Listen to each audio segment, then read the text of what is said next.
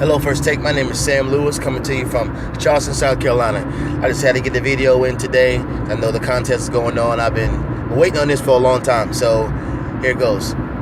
The issue is Ronda Rousey. Should she get a title fight? My answer is no. I don't think that she should get a title fight. Max says that, yeah, she draws in lots of money.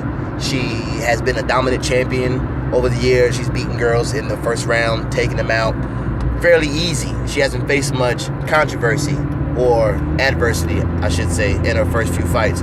Now, to Stephen A's point, she has had time off. She's had a lot of time off. She's had over a year off in the sport. And even when you're in the fight game and you have breaks in between your own fights, it's hard to keep up with the competition. For example, I want to bring in Jon Jones. When Jon Jones came back to the UFC, he wasn't ready to fight for the championship belt. Now, his first fight back, if you remember, Daniel Cormier was doing the commentary sideline. He was in line for the next fight after that. Daniel Cormier was licking his chops because he knew that Jon Jones, he could have beat. And he said it over and over again. That Jon Jones that he saw when he came back after that time off was not the same Jon Jones. And he was never beaten. First of all, Jon Jones only lost his belt due to a technicality. But he is the epitome of a dominant champion, and he was not ready for that fight. Should he have gotten the fight? Yeah, in that situation, I believe Jon Jones he did earn that fight, but he still wasn't ready for the fight.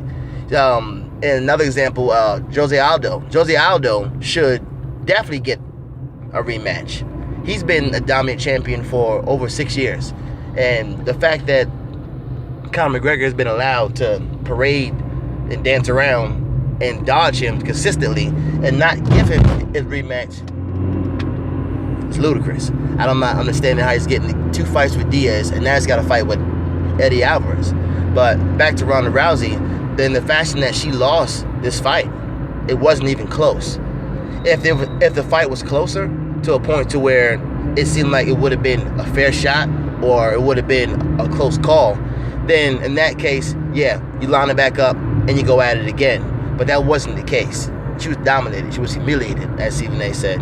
She was psychologically damaged. She was physically damaged. She was outclassed, outstriked in every facet of the fight.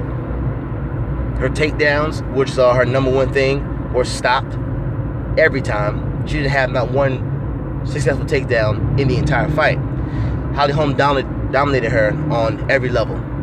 So for her to come back and get a championship fight with Amanda Nunes, who has been every bit as dominant in all her wins as Ronda Rousey looked in her first fights. Well, but she's closer to Jon Jones than she is Ronda Rousey, whereas in her game is full circle. She has the strikes. She has the takedown. She has the takedown defense. She has the ground and pound. She has the jiu-jitsu. She has the total package. Not to mention, she has the tenacity, the toughness, the grittiness, the meanness. I mean, when Amanda Nunes steps in the ring, people are afraid of her. Women are afraid. It's a problem when she steps in the ring. When she shows up, it is a problem. As my man Stephen A says, it is a problem. The thing with Ronda Rousey was everyone going into the fight felt that they can beat her. Everyone felt that way because she had a glaring hole in her game, which was striking. She couldn't strike. And that proved to be her Achilles heel. So this is just my debate topic for the week. And hopefully I make it to the next round. See you guys soon.